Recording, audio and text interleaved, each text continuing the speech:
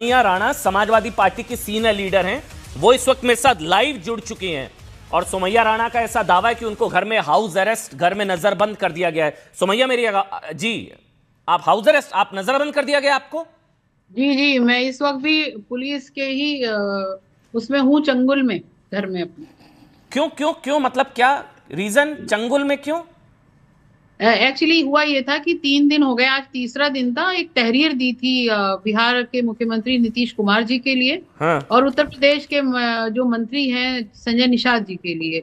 और ये तहरीर में ये लिखा गया था कि इस तरीके की जो भी ये घटना हुई है और जो इनके पुलिस जो है उचित कार्रवाई करे और मुकदमा दर्ज करे और उचित कार्रवाई करे।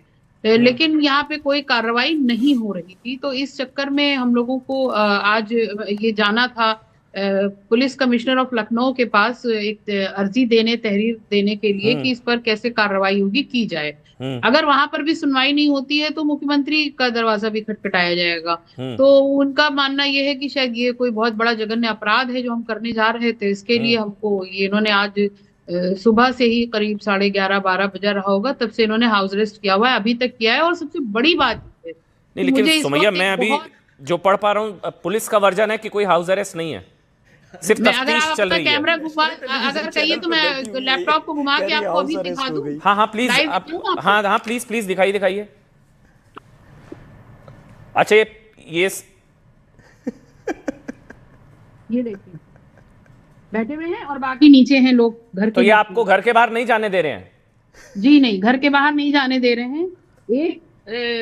मतलब मेरे बहुत ही करीब के लोगों में जिनकी मिट्टी हो गई, मुझे जाना था, उसमें नहीं जाने दिया गया।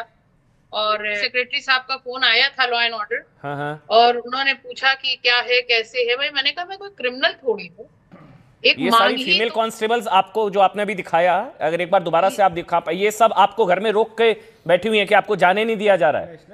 जी हाँ, ये लाइव नेशनल चैनल पर लोग देख रहे हैं भाई। सोमैया राणा का दावा है, ये देखिए आप। कितनी फीमेल कांस्टेबल्स हैं जो जिन्होंने? 3-4 यहाँ है, बाकी नीचे है मेल पुलिस। अच्छा, तो ये घर से नहीं निकलने दे रहे आपको, और रीजन क्या दिया है आपको? कोई रीजन नहीं दे रहे हैं, बस ऊपर से आदेश है, ऊपर। आपको लग रहा है कि नीतीश के खिलाफ शिकायत, जो आपने नीतीश जी के खिलाफ जो कंप्लेंट की, उस वजह से ये सब हो रहा है आपके साथ? जी जी, ऊपर से आदेश है इनका, ये कहना है कि ऊपर से आदेश। नहीं, ऊपर से आदेश आपको लगता है नीतीश के खिलाफ शिकायत करने की वजह से है? जी जी, वो ये मेरी ये आवाज से डरते हैं, इनको मेरे आवाज उठाने से डरते हैं। जी, आपको इसीलिए बुलाया गया, आप अपनी बात रखें। मैं बस दूसरा पक्ष आपको बता रहा हूं, अगर आप जवाब दे दें। दूसरा पक्ष ये है कि साहब चेहरा नियुक्ति पत्र लेने जाएंगे, चेहरा नहीं दिखाएंगे, ये सब नहीं होना चाहिए। भारत है, पाकिस्तान थोड़ी, पासपोर्ट है, एयरपोर्ट जाते हैं तो चेहरा दिखाते हैं ना। उन्होंने गार्जियन के तौर पर, एक अभिभावक के तौर पर, ये मैं अपना पक्ष नहीं कह रहा हूं, ये बीजेपी का जेडीयू अभिभावक के तौर पर उन्होंने ऐसा किया। सोमैया राणा, ठीक है अमन जी, आपका कहना बिल्कुल सही है। नहीं मेरा नहीं, लेकिन बीजेपी का। जी जी जी, जिसका भी आप मुझे बता रहे हैं, हाँ। ये एक कार्यक्रम, मुख्यमंत्री का कार्यक्रम था, तो यकीनी तौर पर बहुत लिमिटेड लोग वहां पर मौजूद थे और उन लिमिटेड लोगों की पहले से जांच पड़ताल हो चुकी होगी। नंबर एक बात, ऐसा तो नहीं था कि भीड़ में से एकदम से 8-10 लोगों को चुन के अंदर लाया गया होगा, पहले से सब कुछ तय होगा। एक चीज, दूसरी चीज, अगर मान लीजिए कि वहां पर कुछ ऐसी जरूरत आन पड़ी थी कि उसमें चेहरा देखना जरूरी था, तो नीतीश कुमार जी को वहां पर खड़ी एक सिक्योरिटी गार्ड दिख रही है, वहां पे सिक्योरिटी की महिला, तो उसको कहना चाहिए था कि आप इनके चेहरे के हिजाब को हटा के दिखा दीजिए कि ये कौन है। मान लीजिए ऐसी सिचुएशन बन ही गई थी, लेकिन जिस तरीके के नीचे किया गया वो बहुत ही ज्यादा खराब देखने में मालूम दे रहा है। और मैं ये नहीं कहना चाहती हूँ, इंटेंशन इंसान का दिल में होता है, वो किस इंटेंशन से, क्या इंटेंशन तो ना आप जान सकते हैं ना हम, सफाई में कोई कुछ भी कह दे। लेकिन आप खुद देख लीजिए, प्रथम दृश्य वो दिखने में बहुत ही अजीब लग रहा है। और चलिए हम हमें हो, लेकिन वो जो क्या नाम है उसका, नुसरत परवीन, उन्होंने क्यों उस नौकरी को करने से इनकार कर दिया, क्यों वो कोलकाता वापस चली गई? तो कहीं ना कहीं कुछ तो ऐसा उनको फील हुआ होगा।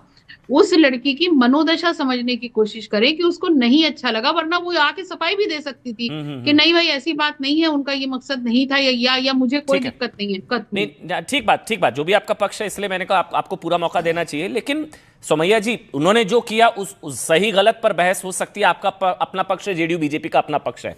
लेकिन एक पक्ष ये भी है कि जो अब नीतीश कुमार को धमकियां मिल रही हैं, हाथ पैर तोड़ देने की धमकियां, अभी अभी खबर ये भी आई है, बड़ी खबर इसी वक्त मुझे मिल रही है, मेरे पीसीआर से मुझे बताया जा रहा है कि ये सब बिल्कुल अमन जी, ये जो भाषा शैली है मैं इस पर यकीन नहीं रखती हूँ, और मैं इस तरह की भाषा शैली की ना तो हिमायती हूँ, क्योंकि वो एक उम्र दराज व्यक्ति हैं, साथ में मुख्यमंत्री हैं, कहीं के बड़े पद पर हैं, तो उनके लिए इस तरीके की भाषा शैली इस्तेमाल ना की जाए, वो ठीक है अपनी जगह।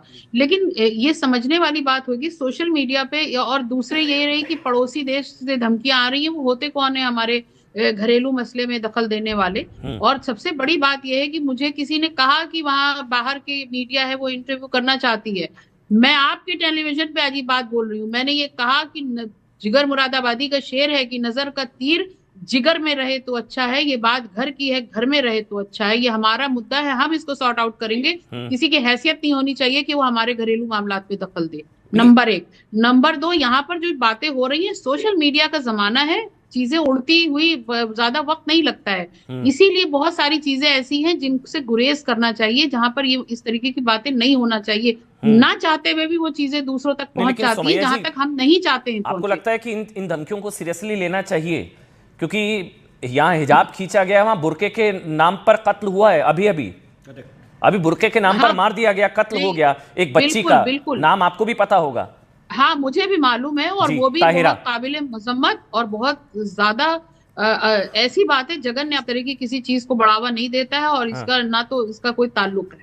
अगर किसी ने किसी वजह से किसी को बुरके के लिए कत्ल कर दिया तो मुझे नहीं लगता कि इसका इस्लाम से कोई ताल्लुक है, उनकी अपनी आपसी ताल्लुकात। एक एक करके आराम से बात रखेंगे। हाँ सुबह, एक मिनट, आप बोलिए सुबह कुछ बोलना चाहिए, एक मिनट सुमैया जी। हाँ सुबह बोलिए, आप अपनी अपनी बात एक एक करके रख सकते हैं, आप बोलिए सुबह।